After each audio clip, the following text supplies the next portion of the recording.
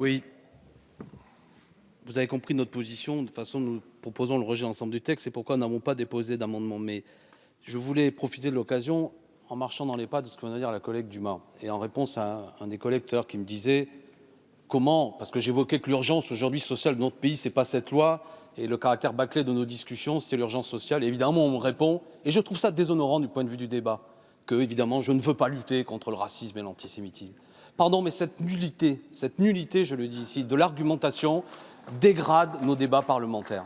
Et il y a eu, quel que soit ce qu'on pense des uns et des autres, des arguments qui portaient des critiques qui méritent des réponses et pas ce que je viens d'entendre. Parce que là encore, la faiblesse de la réponse est à l'image de la faiblesse de l'argumentation.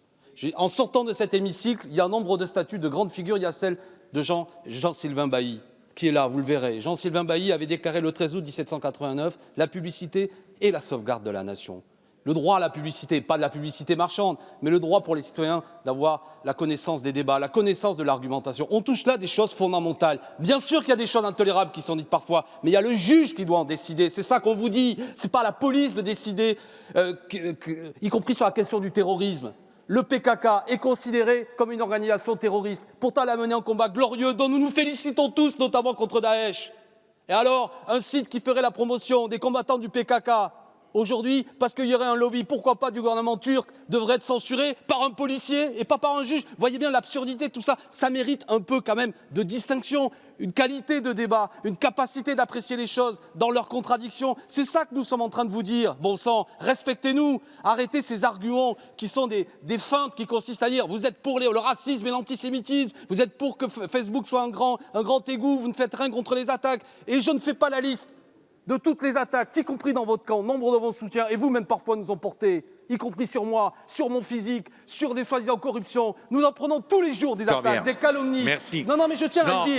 Parce que je tiens à le dire. Je vous ai laissé la parole. Merci. Comme à tous les députés. Mais on a parfois l'impression, je conclue là-dessus. Mais vous aurez la possibilité de la reprendre sur d'autres amendements. Je connais mais un mouvement actuellement majoritaire dans ce pays. J'entends respecter, faire respecter le règlement et le respecter pour moi-même. Donc, sur la qualité, sur les arguments. C'est pas un débat entre vous et moi, Monsieur Corbière, là-dessus.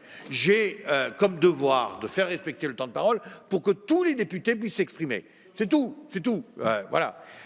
Et mes chers collègues, je vous ai fait remarquer, permettez-moi de vous faire remarquer, qu'en prenant 4 orateurs, j'ai été au-delà de notre règlement. Je l'ai fait pour permettre à l'ensemble de celles et ceux qui souhaitaient apporter une contribution à ce débat de pouvoir le faire. Bon, maintenant, je vous demande les uns et les autres d'abord de vous écouter, de vous respecter et ensuite, si vous l'acceptez, d'appliquer le règlement comme certains l'ont voté et d'autres ne l'ont pas fait.